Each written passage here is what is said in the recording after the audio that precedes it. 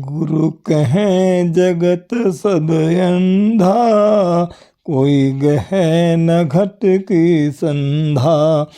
बाहर मुख भर में सारे, अंतर मुख शब्द न धारे। मन जगत मोग रस बंधा, इत करे कर्म बस धंधा। फंस मरे काल के फंदा, अब हुआ जीव अति गंदा। गुरु कहें नित समझाई, कर खोज शब्द घट जाई। यह सुने न गुर के बैना, कस खुले ही के नैना। बिरला कोई जीव अधिकारी, गुरु बचन करे आधारी। जो बचन सम्हारे गुरु के, मन फंद लगावे छल के। ज्यों त्यों कर जीव भुलावे, काल अपने खेल खिलावे। सब बात लगी अब कांची, गुरु भक्ति मिलो अब सांची। राधा स्वामी की लीनी सरनी, तो जीव लगे भौतरनी। गुरु रूप प्यारी साध संगत जी, आप सभी पवित्र आत्माओं के श्री चरणों में दास का कोटि कोटि प्रणाम है।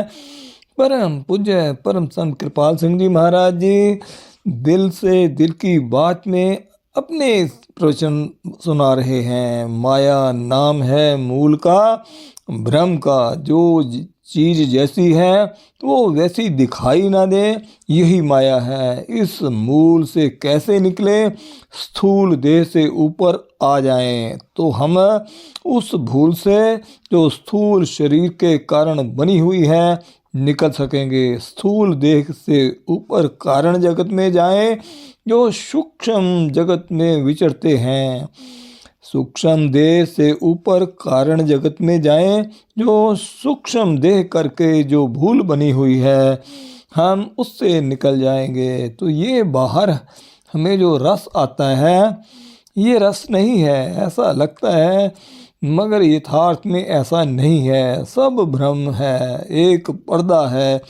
जब तक आपकी तवज्जो उस चीज़ से उखड़ जाए या वो चीज़ आपसे हटा ली जाए तो लगता है कि खुशी आपसे छीन ली गई है। वास्तव में आनंद का स्रोत तुम्हारे अपने अंतर में है। आप सूरत हैं, चेतन हैं, अनंत स्वरूप हैं। बाहर किसी चीज़ के साथ आप जुड़ते हैं, उसमें लीन होते हैं, वो आपको जो रस आता है, आनंद की अनुभूति होती है, वो आपके अपने अंतर का आनंद है। बाहर कोई खुशी नहीं है, कोई आनंद नहीं है।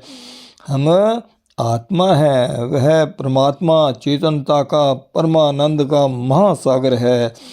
हम उसी महासागर के जल कण हैं। हम भी चेतन स्वरूप हैं। अपनी तवज्जो हम बाहर से हटाकर उस महाचेतन परमात्मा से जोड़ दें, तभी हमको परमानंद की सच्चे सुख की अनुभूति होगी। तो इस प्रकार परमानंद का स्रोत हमारे अपने आप में है। या हम अपनी बिखरी हुई तवज्जो को एकत्रित कर लें या महान सूरत परमात्मा में लीन हो जाएं, तभी सच्चे आनंद की अनुभूति हमें होगी। एक ऐसा आनंद जो स्थिर है, एक रस है, कभी टूटने वाला नहीं है। तो बाहर हमें जो महा आनंद की अनुभूति होती है वो हमारी तवज्जो का आनंद है, उस चीज़ का नहीं जिसमें हम लीन है। जिज्ञासु ने प्रश्न किया, हम अपने नकारात्मक विचारों को सकारात्मक विचारों के द्वारा दमन करें तो ठीक रहेगा। महाराज जी ने पूछा, कैसे? प्रश्न करता, जैसे मेरे अंतर में बुरे विचार, दूषित विचार आते हैं, मैं कहता हूँ ये कुछ नहीं, उस विचार को मैं पलट देता हूँ और फिर उसकी जगह कोई अच्छी बात सोचने लगता हूँ। महाराज जी ने फरमाया, देखो भाई, तुम सिर्फ अपने आनंद का केंद्र बन रहे हो, एक जगह से दूसरी जगह, तो वो सदा बदलते रहते हैं। अभी एक चीज़ में तुम्हें रस मिल रहा है, फिर किसी दूसरी चीज़ में जितना तवज्जो का केंद्र बदलता है उतना ही कमी का एहसास होता है। लगता है जैसे तुमसे कुछ छिन गया है। तवज्जो के उखड़ने से तुम्हें हर बार दुख का, शोक का एहसास होता है। जिज्ञासु ने प्रश्न किया, आपका मतलब है कि एकदम चुप की अवस्था होनी चाहिए? महाराज जी ने फरमाया, वो अभ्यास में सहायक होगी। अपने काम में रम जाओ, वो भी अपने आप में साधना है, पूजा है। अगर आप अपने काम में पूरा मन, पूरी तवज्जो लगा देंगे तो वो एक साधना है, प्रभु में लीन होने की तैयारी है। यदि आप अपना सारा ध्यान प्रभु में लगा देंगे तो आपको ऐसे परमानंद की अनुभूति होगी जो बाहर किसी चीज़ में नहीं मिल सकता। बाहर की चीज़ों में ये है कि जब तक आप उनसे जुड़े रहें तब तक सुख है, वो चीज़ हटा ली जाए तो फिर दुख का, एकाकीपन का, खाली खाली होने का सा एहसास रह जाता है। हम इधर उधर, यहाँ वहाँ, जगह जगह सुख की तलाश में भटकते रहते हैं। कहीं संतुष्टि नहीं होती, क्योंकि वह बाहर किसी चीज़ में हमेशा का सुख नहीं है। बाहर का सुख क्षणभंगुर है। बाहर हर वस्तु परिवर्तनशील है, कहीं कोई स्थिरता नहीं है। हमें तो ऐसी चीज़ चाहिए जो स्थिर रहे, हमेशा बनी रहे। परमात्मा परम चेतनता का महासागर है, परमानंद का, परम ज्ञान का महासागर है। हम उस महाचेतनता के सागर की अंश हैं, उसके जल कण है। वो प्रभु हमेशा था, है, रहेगा। हमारे मन में ख्याल आया कि हम भी कभी मरेंगे, सपने में भी ऐसा ख्याल हमें नहीं आता।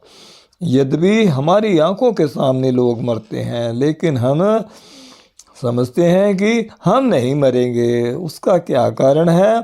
परमात्मा अजर, अमर, अविनाशी है। हम उसी अविनाशी प्रभु की अंश हैं, इसलिए अमर होने का एहसास हमारे अंतर में भी बना हुआ है। छोटे बच्चे को पूछो, वो भी कहता है मैं सब जानता हूँ। यह सर्वज्ञ होने का एहसास उस प्रभु करके है जिसकी हम अंश हैं और जो हमारे अंतर में निवास करता है। सारी दुनिया सुख की तलाश में मारी मारी फिरती है, लेकिन सुख हमेशा का सुख नहीं मिलता है। वो कहाँ मिले? सवाल तो ये है। इसलिए महापुरुष हमें बताते हैं कि किसी ऐसी चीज़ के साथ जुड़ो जो हमेशा रहने वाली हो, और वो है परमात्मा। वो हमसे कहीं दूर नहीं, हमारे अंतर में है। महापुरुष क्या करते हैं? उस प्रभु के साथ हमें जोड़ देते हैं। जितना ज़्यादा हम प्रभु से जुड़े रहते हैं उतनी ज़्यादा आनंद की अनुभूति हमें होती है। ज्यों ज्यों अंतर में रस मिलता है हम बाहर से हटते जाते हैं। बाहर की चीज़ों में जो रस मिलता है वो तभी तक है जब तक कि हम उनसे जुड़े रहते हैं। उनका अस्तित्व तो हमेशा बना रहता है, तो उनसे जुड़े रहने में कोई हानि ना थी। लेकिन ये सारी चीज़ें क्षणभंगुर हैं। जिज्ञासु ने प्रश्न किया, कभी कभी किसी खास अनुभव के बाद ऐसा महसूस होता है जैसे जो कुछ हम देख रहे हैं वो सचमुच हम पर बीत चुका है। महाराज जी ने फरमाया, ये होने वाली घटनाओं की झलक होती है जो हमको पहले ही दिखाई दे जाती है। अध्यात्म से इन चीज़ों का कोई वास्ता नहीं। मन साफ हो तो उसमें झलक पड़ती है। देखना ये है कि वो चीज़ जिसे हम पाना चाहते हैं स्थायी है कि नहीं। यदि हम हमेशा की शांति, हमेशा का सुख चाहते हैं तो वो तभी मिल सकता है अगर हमारी आत्मा परमात्मा में लीन हो जाए, क्योंकि वो परमात्मा अजर, अमर, अविनाशी है। वो संबंध कभी टूट नहीं सकता। ना वो मरे ना होवे सोग, उससे मिलने के बाद बिछुड़ने का सवाल ही नहीं उठता। वही तो हमारा जीवन आधार है, हम उसी के सहारे इस शरीर में टिके हुए हैं। भौतिक पदार्थ सब परिवर्तनशील हैं, जिसे एक दिन छोड़ जाना है। अगर हम बाहर की चीज़ों के मोह बंधन में फंस गए तो फिर निकलना मुश्किल है। धन दौलत जायदादों दोस्तों रिश्तेदारों से जब हम जुदा होते हैं तो बिछुड़ने का कितना दुख हमें होता है। आप जानते हैं इसकी तय में क्या है? ये सारा गोरख धंधा क्या है? अरे भाई, सारा सुख, सारा ज्ञान, सारा आनंद आपके अंतर में है और आप पर उसका अक्ष, उसकी परछाई पड़ रही है। जैसा कि मैंने पहले अर्ज किया, बच्चे से पूछो, वो भी कहता है कि मैं बहुत जानता हूँ। तो वो ये क्यों कहता है? उसके अंतर में जो सर्वज्ञता का अंश है, उसका अक्ष उस पर पड़ता है, इसलिए वो कहता है कि मैं बहुत जानता हूँ। हर आदमी सुख चाहता है, थोड़ी देर का सही नहीं, हमेशा का आनंद है ना।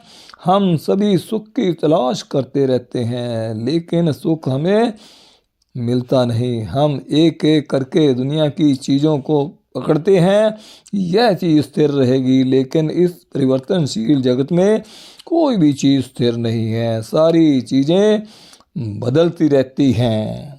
हमेशा रहने वाली चीज़ क्या है? अरे भाई, वो ताकत आपके सामने ही अंतर में है, जो आपको इस शरीर से बांधे हुए है, इस शरीर को चला रही है। आप भी इस शरीर में निवास करते हैं और वो करण कारण प्रभु सत्ता हमें इस जिस्म के साथ बांधे हुए है, हमें नियंत्रित किए हुए है। यह मानव शरीर सच्चा हरि मंदिर है, जिसमें वो प्रभु निवास करता है, लेकिन हमें इस बात का ज्ञान नहीं। और सब कुछ विपदा जीवन का ये सारा संघर्ष अविद्या एवं अज्ञान के कारण है। उस करण कारण प्रभु सत्ता से क्यों नहीं जुड़ते?